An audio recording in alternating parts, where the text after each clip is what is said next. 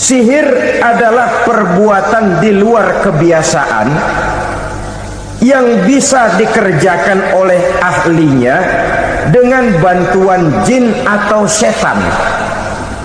Hukum mempelajari sihir adalah haram, mengamalkannya lebih haram lagi. Sebab itu saudara-saudara, sihir merupakan perbuatan merusak yang harus kita jauhi. Ciri-ciri daripada perbuatan sihir, pertama, ia mengandung tipuan, bayangan khayal. Di zaman Nabi Musa misalnya, orang melihat tambang-tambang itu seperti ular. Nabi Musa melayangkan tongkatnya menjadi ular-ular besar yang memakan ular-ular kecil ciptaan tukang-tukang sihir Fir'aun tadi. Lalu sihir bisa terjadi dengan bantuan jin kafir atau setan. Kemudian ciri yang ketiga, sifatnya halus dan tersembunyi.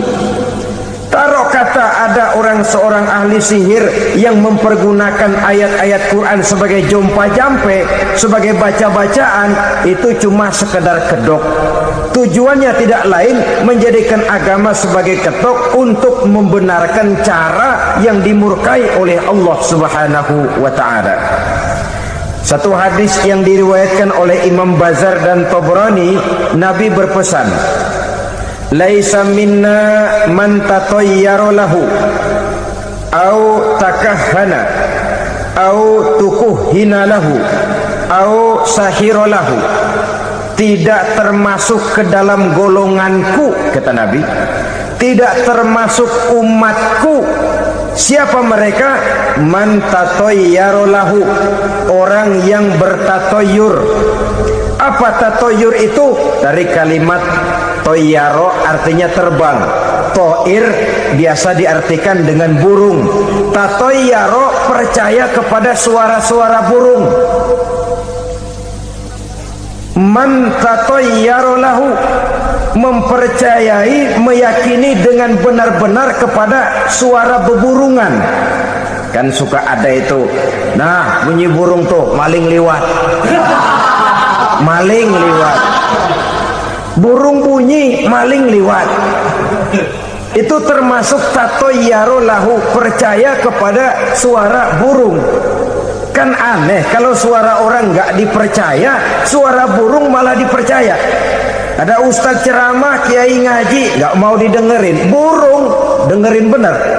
Nah, suaranya dari sebelah mana? Belah kulon. Nah, itu tandanya anu. Habis dihitung-hitung, itu termasuk tatayyara lahu. Au takahana, atau bertenung, au tukuhina, atau minta ditenungkan, au sahirolahu, atau melakukan perbuatan sihir, atau minta disihirkan. Laisa minna, tidak termasuk ke dalam golonganku, kata Nabi. Sehingga dengan demikian saudara-saudara, menghadapi sihir dengan sihir sekalipun termasuk perbuatan yang tidak diajarkan oleh agama.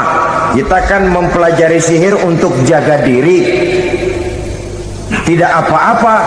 Yang dilarang mengamalkannya, dilarang juga mempelajarinya. Sebab orang kalau sudah mengetahui, biasanya lalu terangsang untuk mencoba.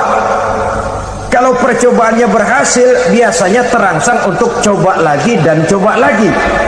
Pada akhirnya ketagihan, lalu beralih menjadi profesi, apalagi itu nanti bisa mendatangkan hasil uang. Saudara-saudara kaum muslimin rahimakumullah, kita manusia makhluk nyata, kita hidup di alam nyata, terikat oleh sunnatullah, causality.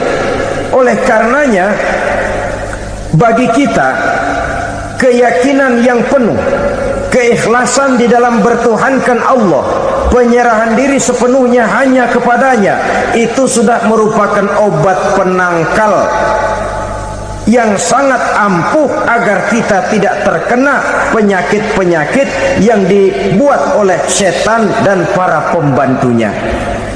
Sehingga beberapa ayat Quran mengajarkan, misalnya a'udzu bikalimatillahi tammati min syarri ma khalaq.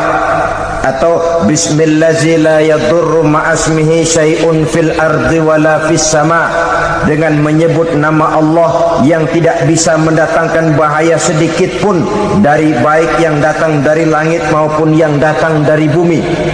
Jiwa yang kosong dari keyakinan yang penuh kepada Allah, jiwa yang penuh was-was dan ragu-ragu, itu yang mudah terserang oleh penyakit-penyakit yang dikerjakan oleh para tukang-tukang sihir, yaitu oleh setan dan seluruh para pembantunya. Kemudian hadis kedua yang diriwayatkan oleh Imam Ibnu Hibban, Nabi bersabda, la yadkhulul jannata mudminu khamrin wala mu'minu bisihrin wala qati'u rahmin. Tidak masuk surga. Ini Nabi yang bilang, tidak masuk surga. Siapa itu? Pertama, mudminu khamrin, orang yang berkekalan dalam mabuk. Selalu mudminun itu sudah menjadi perbuatan rutinnya, tidak kapok-kapoknya, teler seumur hidup. Mudminu khamrin, tidak masuk surga orang yang selalu bermabuk-mabukan. Yang kedua, wala mu'minu bisihrin, orang mukmin tapi main sihir. Ini juga oleh Nabi diperingatkan, tidak akan masuk surga orang mukmin tapi suka main sihir. Wala qati'u rahmin, dan tidak juga orang yang memutuskan silaturahmi. Tiga macam manusia yang diperingatkan Nabi tidak akan masuk surga: orang yang selalu mabuk, orang mukmin yang main sihir, dan orang yang memutuskan silaturahmi. Saudara-saudara kaum muslimin rahimakumullah. Lalu orang berkata, kenapa dilarang kita bersihir padahal Rasul sendiri kan punya mukjizat? Nah, kita memang harus membedakan antara mukjizat dengan sihir. Dalam kehidupan agama kita kenal ada yang namanya mukjizat, ada yang namanya karomah atau keramat biasa diucapkan, ada yang namanya maunah, ada yang namanya irhas, ada juga yang namanya sihir. Kesemuanya ini berbeda, saudara-saudara. Yang dinamakan mukjizat itu khusus untuk para rasul saja. Satu kejadian luar biasa yang terjadi dilakukan oleh Rasul atas izin dari Allah Subhanahu wa ta'ala. Perbedaannya dengan sihir jelas. Sihir dari setan, mukjizat dari Allah. Sihir bisa dipelajari, mukjizat tidak. Sihir umumnya untuk maksud-maksud yang tidak baik, sedangkan mukjizat untuk memperkuat kebenaran yang disampaikan oleh para rasul dan ditentang oleh umatnya. Bahkan kafir Quraisy dahulu menganggap orang-orang ahli sihir itu berada dalam satu posisi yang hina, sehingga mereka mengatakan Nabi Muhammad dan menuduh Nabi Muhammad sebagai tukang sihir. Tuduhan sebagai tukang sihir adalah tuduhan yang sangat aib dan hina.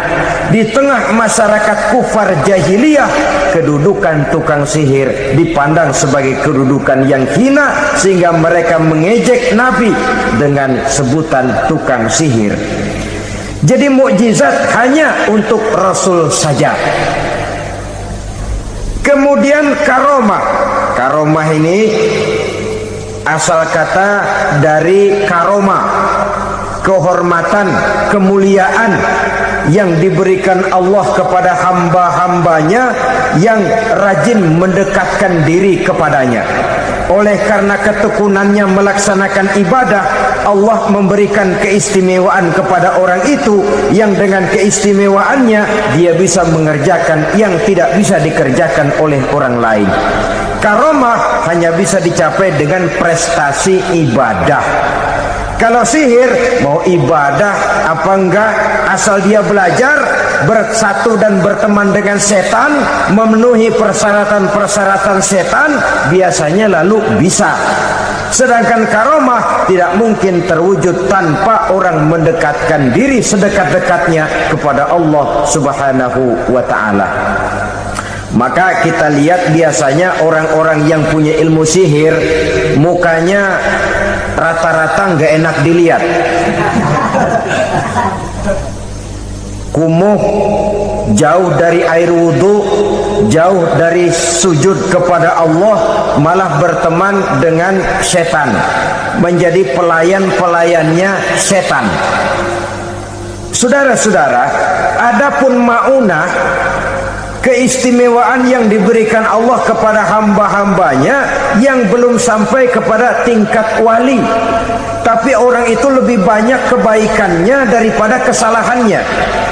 Umpamanya, saudara jalan bertiga di pinggir jalan, saudara ada pada posisi di tengah, lalu bertiga ini ketabrak mobil. Menurut perhitungan saudara mati lebih dahulu, tapi terjadi hal yang aneh, dua teman saudara mati, saudara malah cuma luka dan lecet sedikit saja. Apa itu? Kalau kita lebih banyak kebaikannya daripada kesalahannya, itu yang dinamakan maunah, pertolongan yang diberikan Allah kepada hamba-hambanya yang lebih banyak kebaikannya daripada kesalahannya. Sedangkan yang dinamakan irhas, kejadian luar biasa pada diri seseorang pada waktu dia masih kecil, yang menunjukkan tanda-tanda keistimewaannya.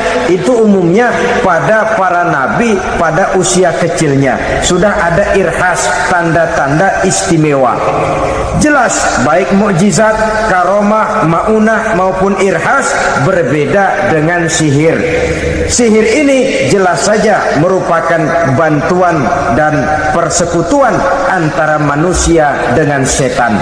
Padahal setan, kata Allah dalam Al-Quran, innahu lakum aduwwum mubin, sesungguhnya setan bagi kamu adalah musuh yang sangat jelas. Saudara-saudara kaum muslimin rahimakumullah, di zaman sekarang dalam menghadapi beban kehidupan yang makin pelik, menghadapi stres yang tidak kunjung selesai, menghadapi persoalan-persoalan yang teramat berat, orang sering mencari jalan keluar kepada hal-hal yang menurut pendapatnya bisa meringankan beban moralnya itu. Pergilah dia mencari sesuatu yang dapat meringankan bebannya. Dan tidak jarang yang jatuh ke pangkuan tukang-tukang tenung, ke pangkuan tukang-tukang sihir, yang mereka itu oleh Quran dijelaskan kazabal munajjimun walau sodaku. Tukang-tukang tenung, tukang-tukang sihir, mereka itu bohong walaupun benar. Maksudnya bohong walaupun benar, artinya kalau yang mereka kerjakan benar, itu sih kebenaran. Benar dengan kebenaran itu lain. Kebenaran, kebetulan bisa, tapi tidak untuk selalu. Apalagi kalau itu sudah membahayakan kehidupan orang lain. Jadi oleh karena itu Nabi berpesan, jauhilah daripada sihir. Kalau sudah jauhilah dari sihir, artinya ya jauhilah daripada mempelajarinya, jauhilah daripada bergaul dengan orang-orang yang ahli di bidang itu, karena dari pergaulan segalanya bisa menular. Riba alias renten, kedoknya adalah menolong orang, tapi sama juga bulu buntutnya dilepas, palanya dicekek. Menolong orang pada akhirnya menjadi beban bagi seseorang.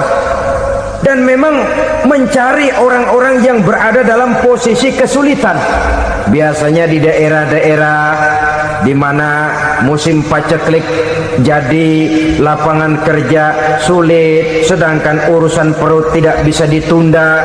Akhirnya orang terjebak ke dalam rentenir, ke dalam riba, ke dalam renten, bunga berbunga, sehingga satu saat jumlah bunganya bisa lebih besar dari jumlah pinjaman pokoknya. Kemudian kalau juga ternyata tidak bisa dibayar rumah jadi taruhan, memang rumah satu-satunya, begitu rumah ditarik mulain camping. Bukankah pada akhirnya akan mewariskan kesengsaraan? Oleh karena itu, kepada kita berusahalah jangan berhubungan dengan rentenir-rentenir, jangan makan renten dan riba. Kepada mereka yang melaksanakan riba, walaupun mendatangkan keuntungan materi, tapi percayalah harta yang didapat dengan jalan riba tidak akan membawa keberkahan. Manakala tidak membawa keberkahan, dia tidak akan mendatangkan ketenangan di dalam kehidupan kita.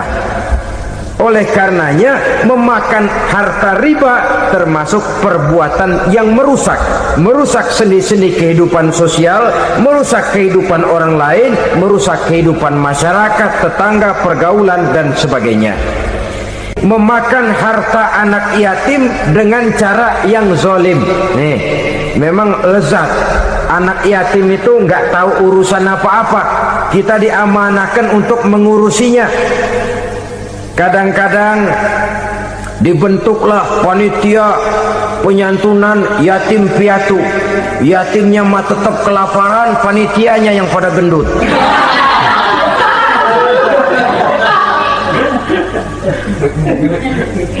Padahal memakan harta anak yatim termasuk perbuatan dosa besar, dan menjantuni yatim merupakan perbuatan mulia. Nabi mengatakan, ana wa kafilul yatim kahataini yaumal qiyamah.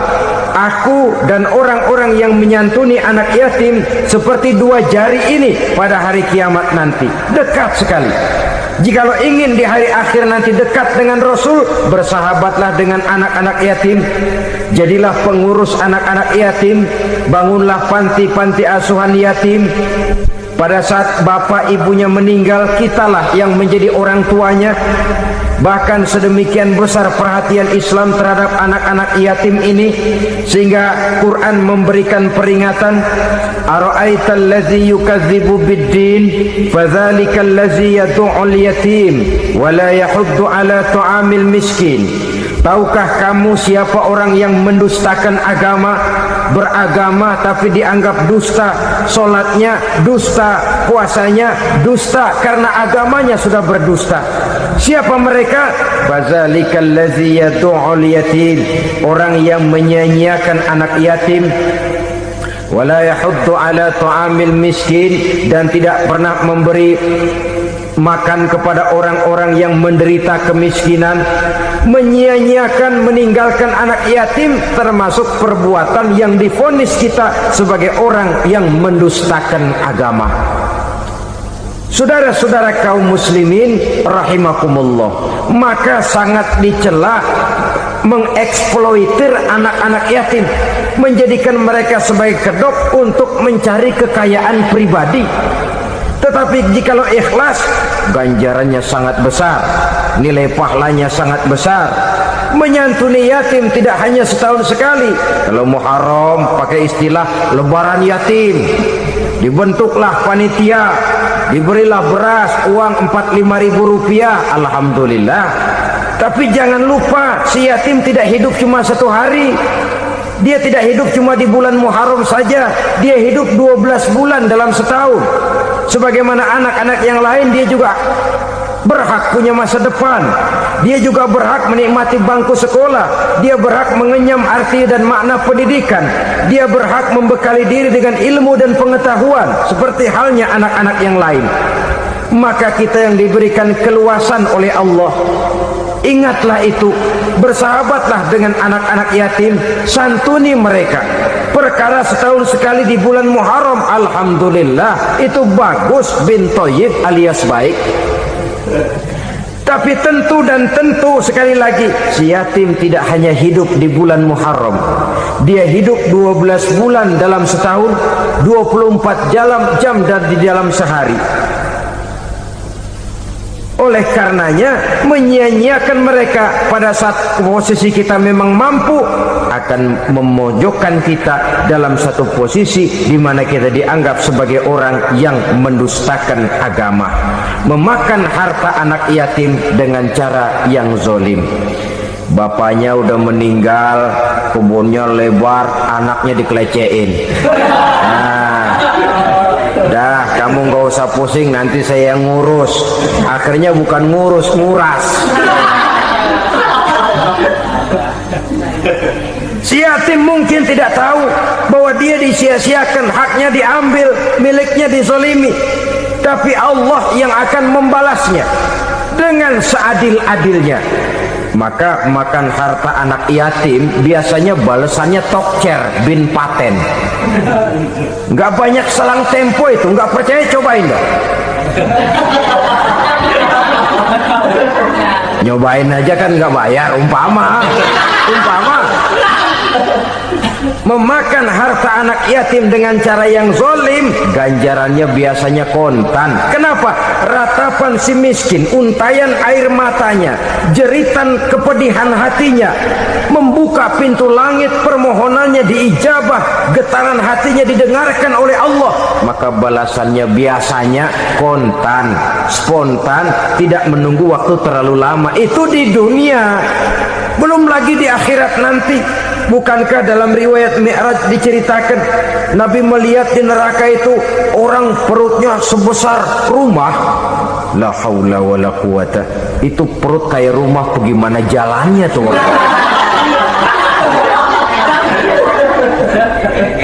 Dan memang gak jalan, diseret-seret oleh malaikat di neraka itu. Hancur perutnya, amburadul itu perut. Berantakan isinya, dibulatkan lagi, diseret lagi, hancur lagi, dibulatkan lagi. Sampai Nabi tanya, orang itu begitu berat siksanya kenapa ya Jibril? Itu Muhammad, waktu di dunia dulu rakus banget makan harta anak yatim. Begitu vonisnya, begitu menyedihkan nasibnya di akhirat. Tapi di dunia pun ketidakberkahan itu sudah membayangi kehidupannya. Oleh karena itu, kepada saudara-saudara yang mendapat titipan anak yatim, berbahagialah, karena semulia-mulia rumah adalah rumah yang di dalamnya ada anak yatim yang disantuni. Sehina-hina rumah adalah rumah di mana di dalamnya ada anak yatim yang disia-siakan. Begitu kata Nabi kita. Rumah yang paling mulia dalam pandangan Allah, rumah yang di dalamnya ada anak yatim yang disantuni.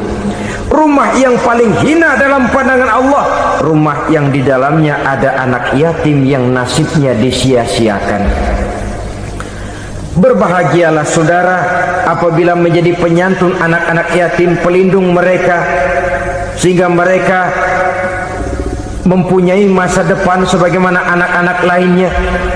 Rasulullah sendiri sedemikian peka terhadap keadaan anak-anak yatim karena beliau sendiri memang mengalami umur 6 bulan dalam kandungan ibu, beliau sudah ditinggalkan oleh ayahnya. Pada saat berusia 6 tahun ibu sudah meninggal. Yatim piatu dalam usia di mana beliau sedang perlu belas kasih seorang ibu dan pengertian seorang bapa.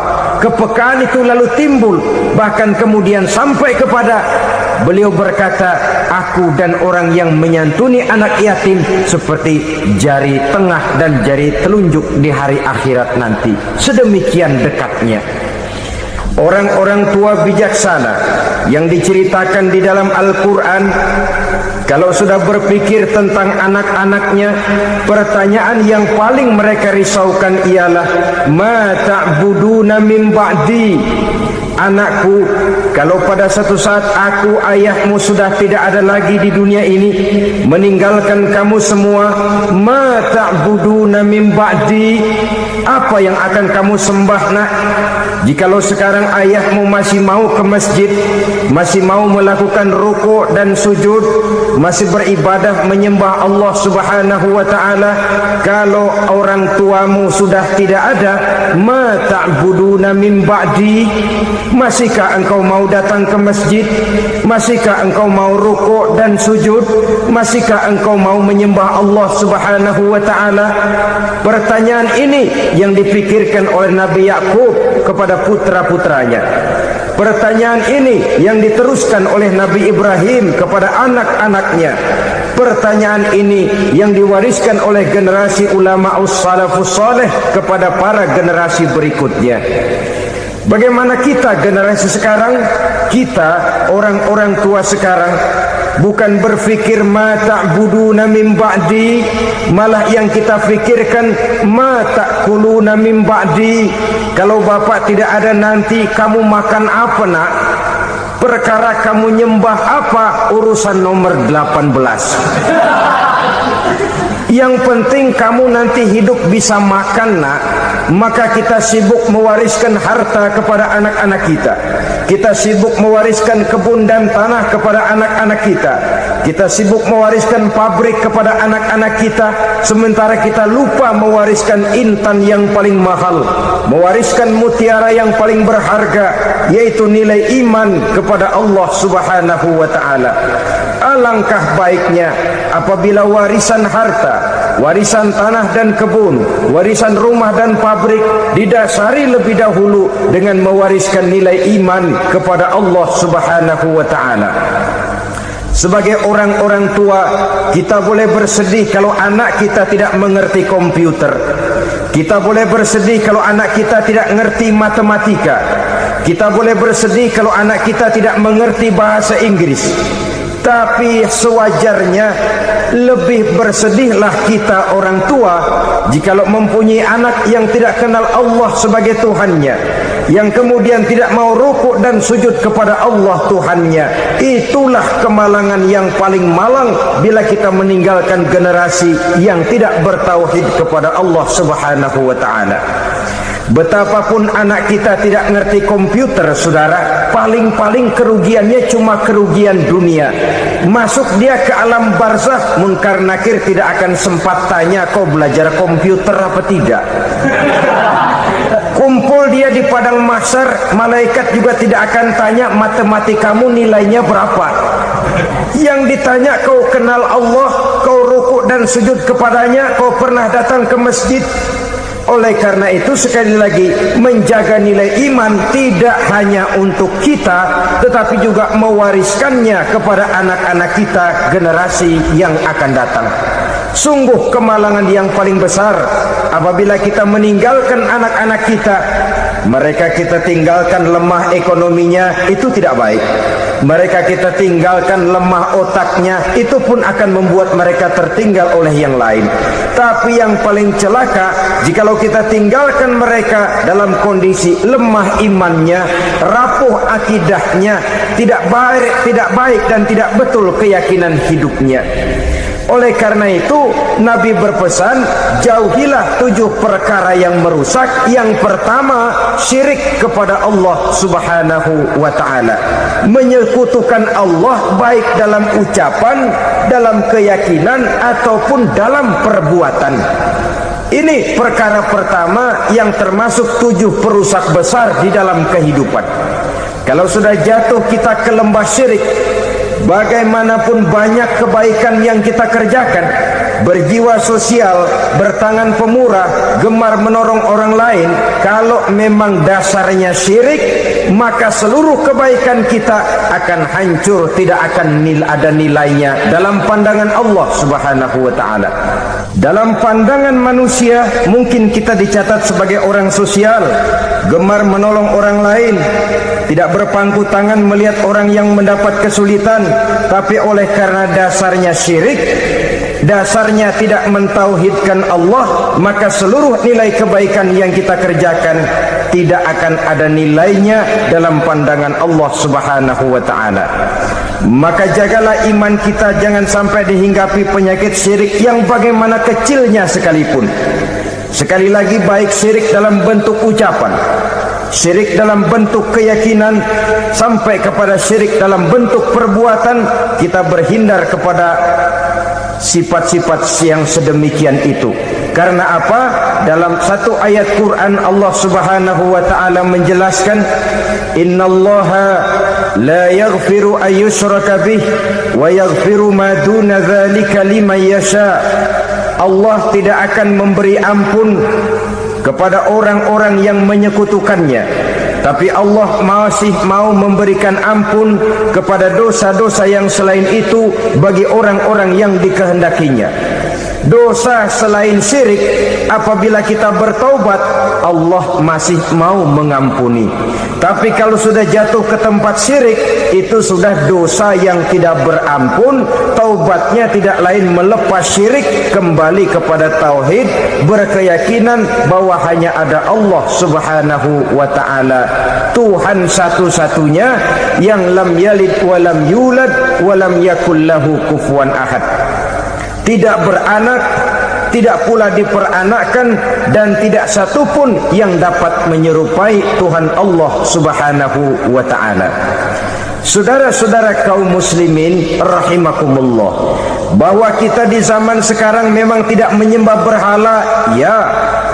Bahwa kita tidak berterang-terangan mengatakan Tuhan lebih dari satu, memang. Bahwa kita tidak berkeyakinan Tuhan itu punya anak atau diperanakkan, tentu. Tapi dalam perbuatan dan i'tiqad, kita kadang-kadang jatuh tanpa kita sadari ke tempat yang bernama syirik ini. Oleh karenanya, di zaman di mana teknologi makin canggih, di mana kemajuan pembangunan makin menjangkau berbagai aspek kehidupan, diperlukan keseimbangan antara kemajuan fisik material dengan kemajuan mental spiritual. Apabila tidak ada keseimbangan, yang terwujud tentulah kepincangan, yang diawali dengan pincangnya cara kita berpikir, sehingga pada akhirnya akan mengarah kepada pincangnya cara kita berbuat dan bertindak di dalam kehidupan kita. Oleh karena itu, Nabi berpesan, jauhilah sifat syirik, karena syirik merupakan dosa yang teramat besar. Ini sifat merusak yang pertama.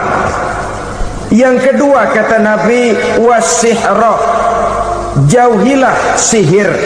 Sihir ini juga termasuk perkara yang merusak kehidupan. Kita semua sama-sama maklum bahwa sihir sebenarnya bukan persoalan baru. Sejak sebelum datang Islam, sihir itu sudah ada. Di zaman Yunani kuno, sihir ada. Di zaman Mesir kuno, di zaman Cina kuno, dan yang lain-lain yang serba kuno, sihir itu sudah ada. Bahkan para nabi pun, para rasul yang diutus oleh Allah Subhanahu wa ta'ala, senantiasa berhadapan dengan ahli-ahli sihir untuk menguji kebenaran dari misi yang mereka bawa. Sihir adalah perbuatan di luar kebiasaan yang bisa dikerjakan oleh ahlinya dengan bantuan jin atau setan. Hukum mempelajari sihir adalah haram, mengamalkannya lebih haram lagi. Sebab itu saudara-saudara, sihir merupakan perbuatan merusak yang harus kita jauhi. Ciri-ciri daripada perbuatan sihir, pertama, ia mengandung tipuan, bayangan khayal. Di zaman Nabi Musa misalnya, orang melihat tambang-tambang itu seperti ular. Nabi Musa melayangkan tongkatnya menjadi ular-ular besar yang memakan ular-ular kecil ciptaan tukang-tukang sihir Fir'aun tadi. Lalu sihir bisa terjadi dengan bantuan jin kafir atau setan. Kemudian ciri yang ketiga, sifatnya halus dan tersembunyi. Taruh kata ada seorang ahli sihir yang mempergunakan ayat-ayat Quran sebagai jompa-jampe, sebagai baca-bacaan, itu cuma sekedar kedok. Tujuannya tidak lain menjadikan agama sebagai ketok untuk membenarkan cara yang dimurkai oleh Allah Subhanahu wa ta'ala. Satu hadis yang diriwayatkan oleh Imam Bazar dan Tabrani, Nabi berpesan, "Laisa minna man tatayyara lahu au takahhana au tukuhina lahu au sahira lahu." Tidak termasuk ke dalam golonganku, kata Nabi, tidak termasuk umatku. Siapa mereka? Man tatayyara lahu, orang yang bertatoyur. Apa tatoyur itu? Dari kalimat toyaro, artinya terbang. Toir biasa diartikan dengan burung. Tatoyaro percaya kepada suara-suara burung. Man tatayyara lahu, mempercayai, meyakini dengan benar-benar kepada suara beburungan. Kan suka ada itu, nah bunyi burung tuh, maling liwat. Maling liwat, burung bunyi, maling liwat. Itu termasuk tatayyara lahu, percaya kepada suara burung. Kan aneh kalau suara orang nggak dipercaya, suara burung malah dipercaya. Ada ustadz ceramah, kiai ngaji, nggak mau didengerin, burung dengerin bener. Nah, suaranya dari sebelah mana? Belah kulon. Nah, itu tandanya ano. Habis dihitung-hitung, itu termasuk tatayyara lahu. Au takahana, atau bertenung, au tukuhina, atau minta ditenungkan, au sahirolahu, atau melakukan perbuatan sihir, atau minta disihirkan. Laisa minna, tidak termasuk ke dalam golonganku, kata Nabi. Sehingga dengan demikian, saudara-saudara, menghadapi sihir dengan sihir sekalipun termasuk perbuatan yang tidak diajarkan oleh agama. Kita kan mempelajari sihir untuk jaga diri, tidak apa-apa. Yang dilarang mengamalkannya, dilarang juga mempelajarinya. Sebab orang kalau sudah mengetahui, biasanya lalu terangsang untuk mencoba. Kalau percobaannya berhasil, biasanya terangsang untuk coba lagi dan coba lagi. Pada akhirnya ketagihan, lalu beralih menjadi profesi, apalagi itu nanti bisa mendatangkan hasil uang. Saudara-saudara kaum muslimin rahimakumullah, kita manusia makhluk nyata, kita hidup di alam nyata, terikat oleh sunnatullah, causality. Oleh karenanya, bagi kita keyakinan yang penuh, keikhlasan di dalam bertuhankan Allah, penyerahan diri sepenuhnya hanya kepadanya, itu sudah merupakan obat penangkal yang sangat ampuh agar kita tidak terkena penyakit-penyakit yang dibuat oleh setan dan para pembantunya. Sehingga beberapa ayat Quran mengajarkan, misalnya a'udzu bikalimatillahi tammati min syarri ma khalaq, atau bismillazi la yadurru ma'asmihi syai'un fil ardi wala fis sama, dengan menyebut nama Allah yang tidak bisa mendatangkan bahaya sedikit pun, dari baik yang datang dari langit maupun yang datang dari bumi. Jiwa yang kosong dari keyakinan yang penuh kepada Allah, jiwa yang penuh was-was dan ragu-ragu, itu yang mudah terserang oleh penyakit-penyakit yang dikerjakan oleh para tukang-tukang sihir, yaitu oleh setan dan seluruh para pembantunya. Kemudian hadis kedua yang diriwayatkan oleh Imam Ibnu Hibban, Nabi bersabda, la yadkhulul jannata mudminu khamrin wala mu'minu bisihrin wala qati'u rahmin. Tidak masuk surga. Ini Nabi yang bilang, tidak masuk surga. Siapa itu? Pertama, mudminu khamrin, orang yang berkekalan dalam mabuk. Selalu mudminun itu sudah menjadi perbuatan rutinnya, tidak kapok-kapoknya, teler seumur hidup. Mudminu khamrin, tidak masuk surga orang yang selalu bermabuk-mabukan. Yang kedua, wala mu'minu bisihrin, orang mukmin tapi main sihir. Ini juga oleh Nabi diperingatkan, tidak akan masuk surga orang mukmin tapi suka main sihir. Wala qati'ur rahmin, dan tidak juga orang yang memutuskan silaturahmi. 3 macam manusia yang diperingatkan Nabi tidak akan masuk surga: orang yang selalu mabuk, orang mukmin yang main sihir, dan orang yang memutuskan silaturahmi. Saudara-saudara kaum muslimin rahimakumullah. Lalu orang berkata, kenapa dilarang kita bersihir padahal Rasul sendiri kan punya mukjizat? Nah, kita memang harus membedakan antara mukjizat dengan sihir. Dalam kehidupan agama kita kenal ada yang namanya mukjizat, ada yang namanya karomah atau keramat biasa diucapkan, ada yang namanya maunah, ada yang namanya irhas, ada juga yang namanya sihir. Kesemuanya ini berbeda, saudara-saudara. Yang dinamakan mukjizat itu khusus untuk para rasul saja. Satu kejadian luar biasa yang terjadi dilakukan oleh Rasul atas izin dari Allah Subhanahu wa ta'ala. Perbedaannya dengan sihir jelas. Sihir dari setan, mukjizat dari Allah. Sihir bisa dipelajari, mukjizat tidak. Sihir umumnya untuk maksud-maksud yang tidak baik, sedangkan mukjizat untuk memperkuat kebenaran yang disampaikan oleh para rasul dan ditentang oleh umatnya. Bahkan kafir Quraisy dahulu menganggap orang-orang ahli sihir itu berada dalam satu posisi yang hina, sehingga mereka mengatakan Nabi Muhammad dan menuduh Nabi Muhammad sebagai tukang sihir. Tuduhan sebagai tukang sihir adalah tuduhan yang sangat aib dan hina.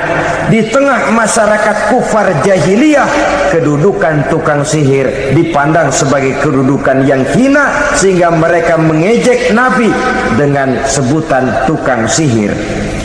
Jadi mukjizat hanya untuk Rasul saja. Kemudian karomah. Karomah ini asal kata dari karomah, kehormatan, kemuliaan yang diberikan Allah kepada hamba-hambanya yang rajin mendekatkan diri kepadanya. Oleh karena ketekunannya melaksanakan ibadah, Allah memberikan keistimewaan kepada orang itu, yang dengan keistimewaannya dia bisa mengerjakan yang tidak bisa dikerjakan oleh orang lain. Karomah hanya bisa dicapai dengan prestasi ibadah. Kalau sihir, mau ibadah apa enggak, asal dia belajar, bersatu dan berteman dengan setan, memenuhi persyaratan-persyaratan setan, biasanya lalu bisa.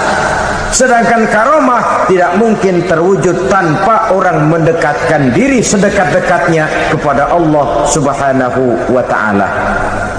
Maka kita lihat biasanya orang-orang yang punya ilmu sihir, mukanya rata-rata nggak enak dilihat. Kumuh, jauh dari air wudhu, jauh dari sujud kepada Allah, malah berteman dengan setan, menjadi pelayan-pelayannya setan. Saudara-saudara, adapun maunah, keistimewaan yang diberikan Allah kepada hamba-hambanya yang belum sampai kepada tingkat wali, tapi orang itu lebih banyak kebaikannya daripada kesalahannya. Umpamanya, saudara jalan bertiga di pinggir jalan, saudara ada pada posisi di tengah, lalu bertiga ini ketabrak mobil. Menurut perhitungan saudara mati lebih dahulu, tapi terjadi hal yang aneh, dua teman saudara mati, saudara malah cuma luka dan lecet sedikit saja.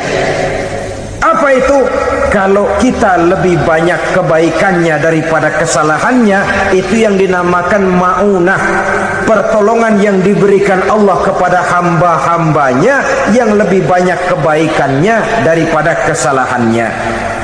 Sedangkan yang dinamakan irhas, kejadian luar biasa pada diri seseorang pada waktu dia masih kecil, yang menunjukkan tanda-tanda keistimewaannya. Itu umumnya pada para nabi pada usia kecilnya sudah ada irhas, tanda-tanda istimewa. Jelas baik mukjizat, karomah, maunah maupun irhas berbeda dengan sihir. Sihir ini jelas saja merupakan bantuan dan persekutuan antara manusia dengan setan. Padahal setan, kata Allah dalam Al-Quran, innahu lakum aduwwum mubin, sesungguhnya setan bagi kamu adalah musuh yang sangat jelas. Saudara-saudara kaum muslimin rahimakumullah, di zaman sekarang dalam menghadapi beban kehidupan yang makin pelik, menghadapi stres yang tidak kunjung selesai, menghadapi persoalan-persoalan yang teramat berat, orang sering mencari jalan keluar kepada hal-hal yang menurut pendapatnya bisa meringankan beban moralnya itu. Pergilah dia mencari sesuatu yang dapat meringankan bebannya. Dan tidak jarang yang jatuh ke pangkuan tukang-tukang tenung, ke pangkuan tukang-tukang sihir, yang mereka itu oleh Quran dijelaskan kazabal munajjimun walau sodaku. Tukang-tukang tenung, tukang-tukang sihir, mereka itu bohong walaupun benar. Maksudnya bohong walaupun benar, artinya kalau yang mereka kerjakan benar, itu sih kebenaran. Benar dengan kebenaran itu lain. Kebenaran, kebetulan bisa, tapi tidak untuk selalu. Apalagi kalau itu sudah membahayakan kehidupan orang lain. Jadi oleh karena itu Nabi berpesan, jauhilah daripada sihir.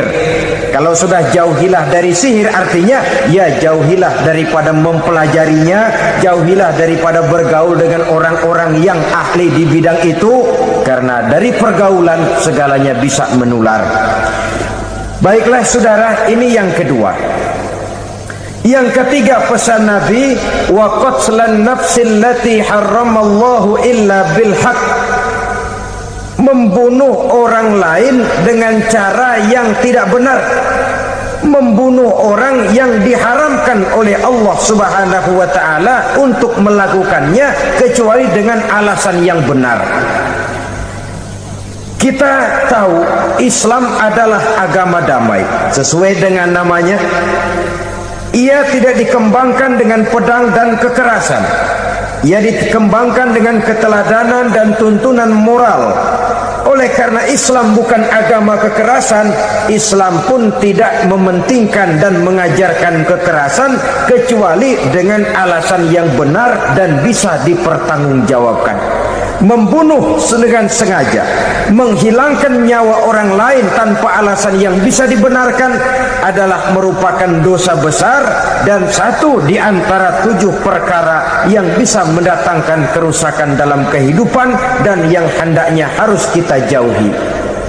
Saudara-saudara kaum muslimin rahimakumullah, beberapa waktu yang lalu di sebuah kota kecil yang indah bernama New Auckland. Saudara tahu New Auckland? Itu dari Gunung Kidul masih ngidul lagi. Pernah diadakan satu seminar yang membicarakan bagaimana menyelamatkan masyarakat manusia dari bahaya Perang Dunia Ketiga. Diperkirakan kalau terjadi Perang Dunia Ketiga, manusia tidak akan tersisa. Sebab apa? Pada waktu itu cadangan nuklir yang dimiliki oleh bersama Amerika dan Rusia konon sudah sanggup memusnahkan 6 miliar manusia pada saat jumlah manusia baru 5 miliar. Jadi kelebihan nuklir dunia ini. Kalau terjadi perang dunia ketiga, sulit manusia untuk tersisa. Maka dibahaslah di dalam seminar itu, supaya tidak terjadi perang dunia ketiga, maka perlombaan membuat senjata-senjata canggih, alat-alat pembunuh modern harus segera dibatasi. Dibahas, tidak mungkin kita membatasi perlombaan membuat senjata. Kenapa? Makin maju ilmu dan teknologi, makin canggih senjata yang ditemukan. Atom sudah meningkat menjadi nuklir, nuklir sudah meningkat menjadi neutron, dan kita tahu bom yang bernama neutron ini bom yang cukup membunuh tanpa perlu merusak. Artinya kalau dia diledakkan di kota kita ini, bangunan utuh, jembatan tidak ambruk, rumah-rumah tetap berdiri, tapi semua yang bernama hidup mati. Itu katanya lebih sopan dari bom atom. Sebab kalau si atom ini sudah membunuh, merusak pula. Neutron cukup membunuh saja tanpa perlu merusak. Jadi majunya senjata-senjata teknologi sebagai akibat yang logis dari kemajuan ilmu pengetahuan ini tidak bisa kita batasi. Dan memang sebenarnya yang bahaya bukan senjatanya, tapi manusia yang mengendalikan senjata itu. Mereka kembali kepada prinsip the man behind the gun. Bukan senjatanya yang bahaya, tapi manusia yang mengendalikan senjata itu yang bahaya. Walaupun senjatanya modern, katakanlah model M16 umpamanya, kalau yang mengendalikannya orang beriman, insya Allah aman. Tapi biar megang cuma senapan angin, kalau yang megang orang brutal, ngeri kita deket-deket. Apalagi kalau memang bukan ahlinya menggunakan senjata, bisa ngeker kaki kena jidat.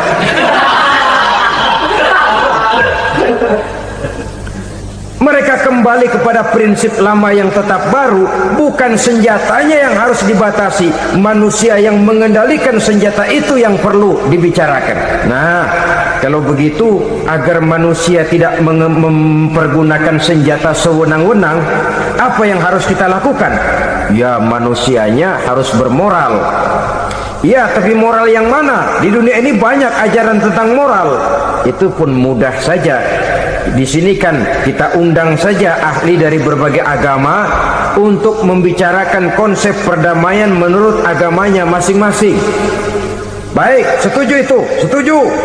Maka tampillah para ahli agama, mereka kembali kepada prinsip moral daripada konsep yang terkandung di dalam ajaran agama untuk menegakkan perdamaian.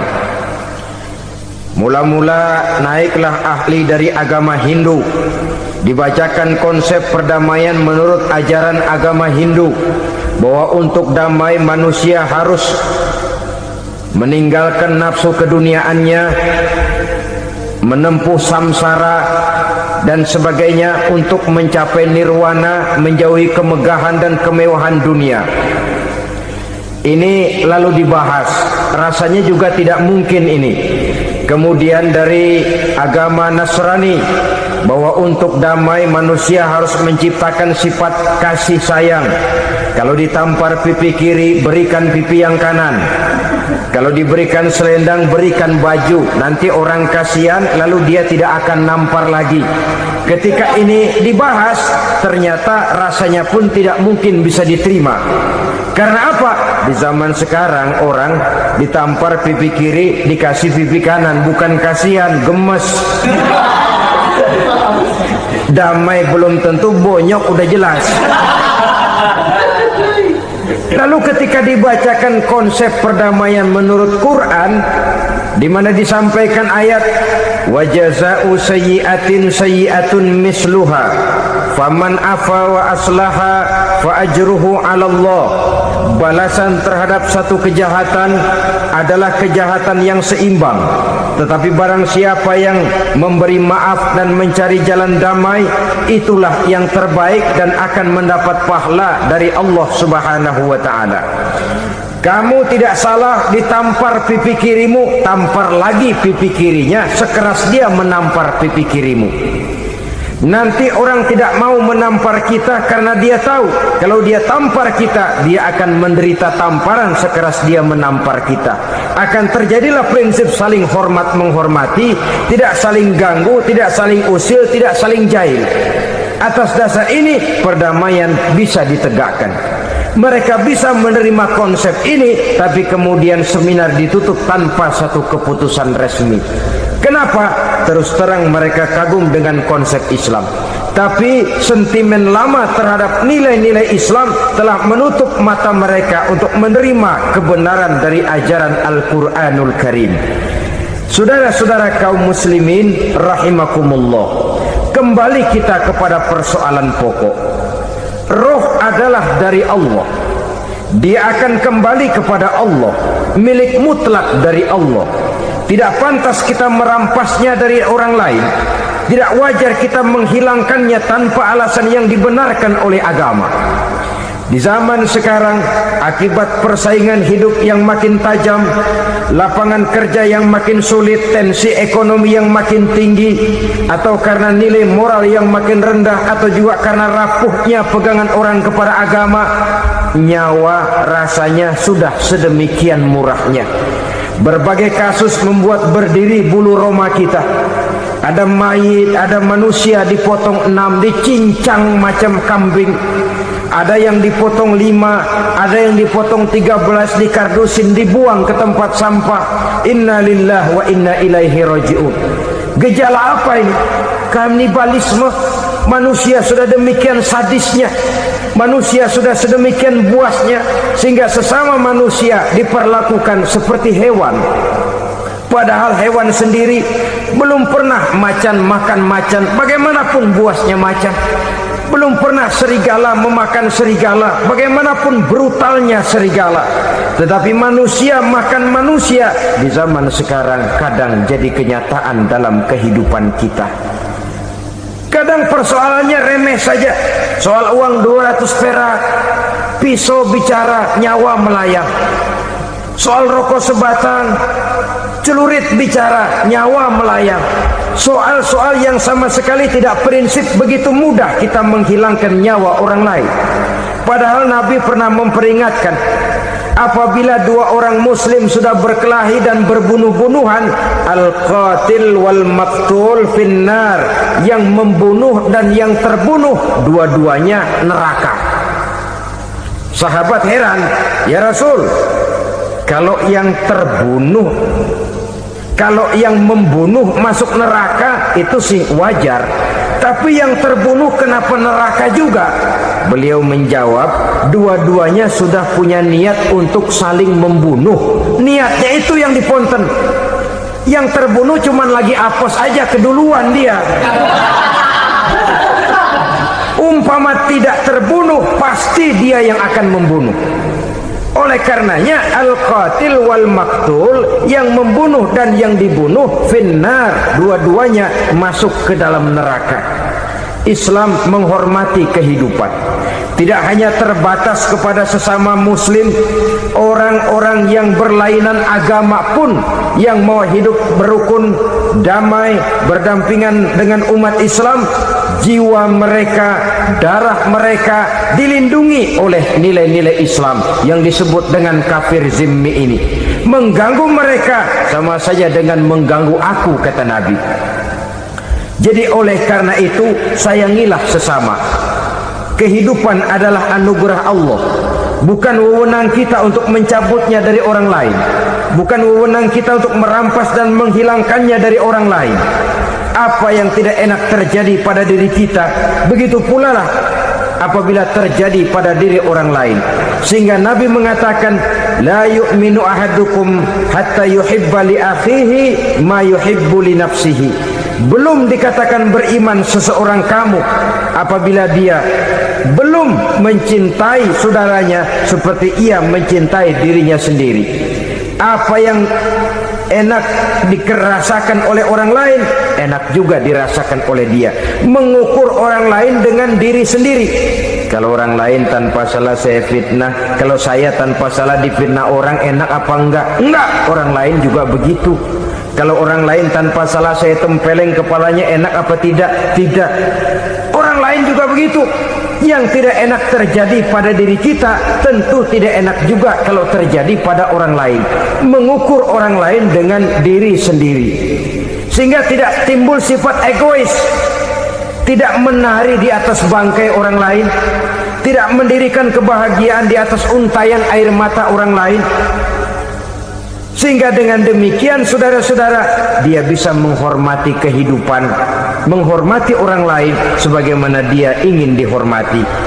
Inilah perbuatan ketiga yang merusak, membunuh orang lain dengan yang diharamkan Allah tanpa alasan yang benar.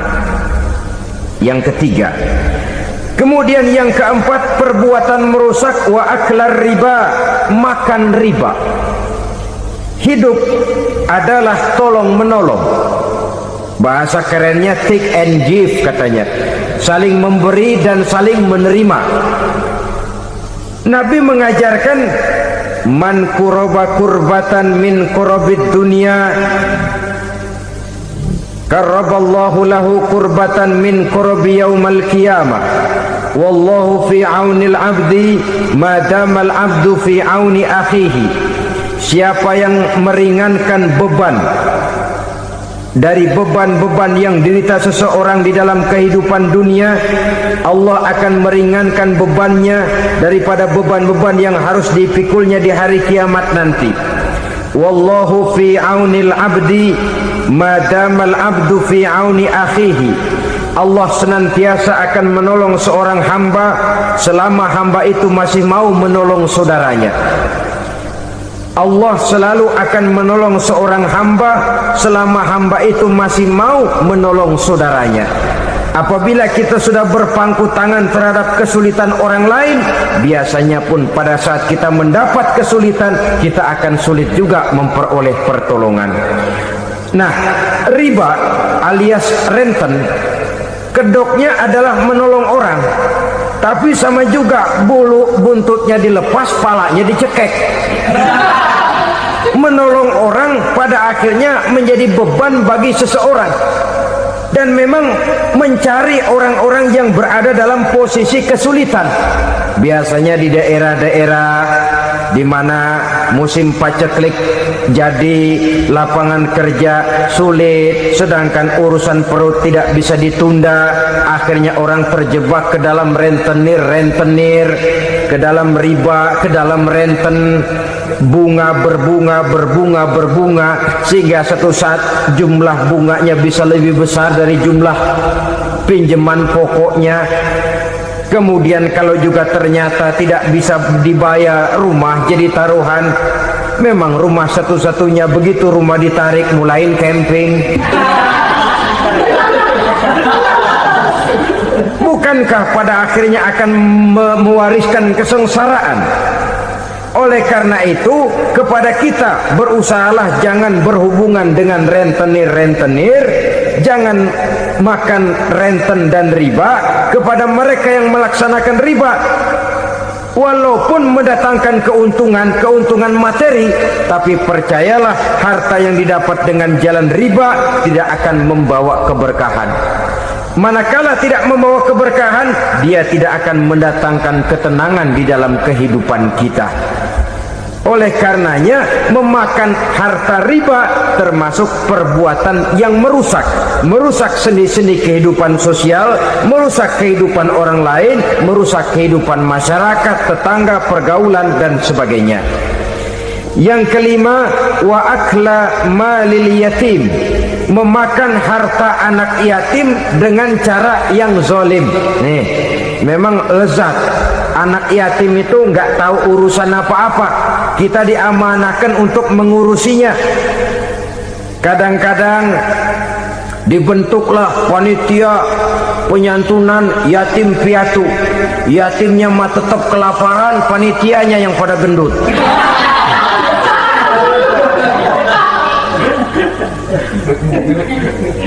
Padahal memakan harta anak yatim termasuk perbuatan dosa besar. dan menjantuni yatim merupakan perbuatan mulia. Nabi mengatakan, ana wa kafilul yatim kahataini yaumal qiyamah. Aku dan orang-orang yang menyantuni anak yatim seperti dua jari ini pada hari kiamat nanti. Dekat sekali. Jikalau ingin di hari akhir nanti dekat dengan Rasul, bersahabatlah dengan anak-anak yatim. Jadilah pengurus anak-anak yatim. Bangunlah panti-panti asuhan yatim. Pada saat bapak ibunya meninggal, kitalah yang menjadi orang tuanya. Bahkan sedemikian besar perhatian Islam terhadap anak-anak yatim ini, sehingga Quran memberikan peringatan, ara'aital ladzi yukadzibu biddin fadzalikal ladzi yad'ul yatim wa la yahuddu ala ta'amil miskin. Tahukah kamu siapa orang yang mendustakan agama, beragama tapi dianggap dusta, solatnya dusta, puasanya dusta, karena agamanya sudah berdusta. Siapa mereka? Fazalikal ladzi yad'ul yatim, orang yang menyia-nyiakan anak yatim, wala yahuddu ala ta'amil miskin, dan tidak pernah memberi makan kepada orang-orang yang menderita kemiskinan.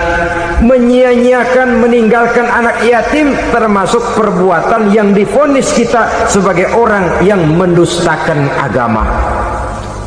Saudara-saudara kaum muslimin rahimakumullah, maka sangat dicela mengeksploitir anak-anak yatim, menjadikan mereka sebagai kedok untuk mencari kekayaan pribadi. Tetapi jikalau ikhlas, ganjarannya sangat besar, nilai pahalanya sangat besar. Menyantuni yatim tidak hanya setahun sekali. Kalau Muharram pakai istilah lebaran yatim, dibentuklah panitia, diberilah beras, uang 45.000 rupiah, alhamdulillah. Tapi jangan lupa, si yatim tidak hidup cuma satu hari. Dia tidak hidup cuma di bulan Muharram saja, dia hidup 12 bulan dalam setahun. Sebagaimana anak-anak yang lain, dia juga berhak punya masa depan. Dia juga berhak menikmati bangku sekolah. Dia berhak mengenyam arti dan makna pendidikan. Dia berhak membekali diri dengan ilmu dan pengetahuan seperti halnya anak-anak yang lain. Maka kita yang diberikan keluasan oleh Allah, ingatlah itu, bersahabatlah dengan anak-anak yatim, santuni mereka. Perkara setahun sekali di bulan Muharram, alhamdulillah, itu bagus, bin Thayyib alias baik. Tapi tentu dan tentu, sekali lagi, si yatim tidak hanya hidup di bulan Muharram. Dia hidup 12 bulan dalam setahun, 24 jam di dalam sehari. Oleh karenanya, menyia-nyiakan mereka pada saat posisi kita memang mampu akan memojokkan kita dalam satu posisi di mana kita dianggap sebagai orang yang mendustakan agama, memakan harta anak yatim dengan cara yang zolim. Bapaknya udah meninggal, kebunnya lebar, anaknya dikelecehin. Dah, kamu gak usah pusing, nanti saya yang ngurus. Akhirnya bukan ngurus, nguras. Si yatim mungkin tidak tahu bahwa dia disia-siakan, haknya diambil, miliknya dizalimi. Tapi Allah yang akan membalasnya dengan seadil-adilnya. Maka makan harta anak yatim biasanya balasannya tokcer bin paten. Nggak banyak selang tempo itu, nggak percaya cobain dah. Nyobain aja kan nggak bayar, umpama. Memakan harta anak yatim dengan cara yang zolim, ganjarannya biasanya kontan. Kenapa? Ratapan si miskin, untayan air matanya, jeritan kepedihan hatinya, membuka pintu langit, permohonannya diijabah, getaran hatinya didengarkan oleh Allah. Maka balasannya biasanya kontan, spontan, tidak menunggu waktu terlalu lama. Itu di dunia, belum lagi di akhirat nanti. Bukankah dalam riwayat Mi'raj diceritakan Nabi melihat di neraka itu orang perutnya sebesar rumah. La haula wala quwata. Itu perut kayak rumah, bagaimana jalannya tuh orang? Dan memang gak jalan, diseret-seret oleh malaikat di neraka itu. Hancur perutnya, amburadul itu perut. Berantakan isinya, dibulatkan lagi, diseret lagi, hancur lagi, dibulatkan lagi. Sampai Nabi tanya, orang itu begitu berat siksanya kenapa ya Jibril? Itu Muhammad, waktu di dunia dulu rakus banget makan harta anak yatim. Begitu vonisnya, begitu menyedihkan nasibnya di akhirat. Tapi di dunia pun ketidakberkahan itu sudah membayangi kehidupannya. Oleh karena itu, kepada saudara-saudara yang mendapat titipan anak yatim, berbahagialah, karena semulia-mulia rumah adalah rumah yang di dalamnya ada anak yatim yang disantuni. Sehina-hina rumah adalah rumah di mana di dalamnya ada anak yatim yang disia-siakan. Begitu kata Nabi kita. Rumah yang paling mulia dalam pandangan Allah, rumah yang di dalamnya ada anak yatim yang disantuni. Rumah yang paling hina dalam pandangan Allah, rumah yang di dalamnya ada anak yatim yang nasibnya disia-siakan. Berbahagialah saudara apabila menjadi penyantun anak-anak yatim, pelindung mereka, sehingga mereka mempunyai masa depan sebagaimana anak-anak lainnya. Rasulullah sendiri sedemikian peka terhadap keadaan anak-anak yatim, karena beliau sendiri memang mengalami umur 6 bulan dalam kandungan ibu, beliau sudah ditinggalkan oleh ayahnya. Pada saat berusia 6 tahun ibu sudah meninggal. Yatim piatu dalam usia di mana beliau sedang perlu belas kasih seorang ibu dan pengertian seorang bapa. Kepekaan itu lalu timbul, bahkan kemudian sampai kepada beliau berkata, aku dan orang yang menyantuni anak yatim seperti jari tengah dan jari telunjuk di hari akhirat nanti. Sedemikian dekatnya. Baiklah ya, jadi yang kelima, memakan harta anak yatim. Jauhi, karena ini perbuatan yang merusak. Yang keenam, watawalli yaumaz zahfi, melarikan diri pada hari pertempuran. Apa ini? Khianat, tidak konsekuen dengan konsep perjuangan. Pada mulanya keras benar teriak berantas korupsi, banyak korupsi, cuma karena belum dapat giliran. Begitu dia naik dapat kesempatan, korupsinya lebih edan dari yang diteriakinya. Ini termasuk tawalli yaumaz zahfi, berpaling pada hari peperangan. Di saat menghadapi musuh, kalau belum kelihatan musuh, teriaknya nyaring bener, jangan takut demi kebenaran sampai titik darah yang paling penghabisan. Musuh belum kelihatan. Begitu musuh sudah kelihatan, paling dulu lari ke belakang. Kalau diajak berjuang ada saja alasannya. Sehingga Quran memberikan peringatan kepada kita semua. Mengapa kamu ini berat? Kalau sudah diajak berjuang di jalan Allah, kakimu seperti terhunjam berakar di perut bumi. Berat untuk melangkah berjuang. Lari dari pertempuran tidak konsekuen dengan konsepsi perjuangan. Mau enaknya saja dalam kondisi yang sulit lalu berpangku tangan. Ini termasuk ciri munafik yang di dalam Al-Quran disindir dengan bahasa kullama adha'a lahum masyaufi wa iza azlama alaihim qamu. Waktu terang mereka jalan, giliran gelap mereka mandek. Artinya, maksudnya kalau giliran ada untungnya aja rame-rame teriak Islam. Tapi begitu diminta berjuang, dituntut berkorban, rame-rame mundur. Waktu dilihat di Islam ada untungnya, rame-rame teriak Islam. Pak, saya Islam banget, Pak. KTP saya Islam, Pak. Pokoknya Islam banget dah. Tapi ketika diminta berjuang, dituntut sedikit berkorban, rame-rame mengundurkan diri.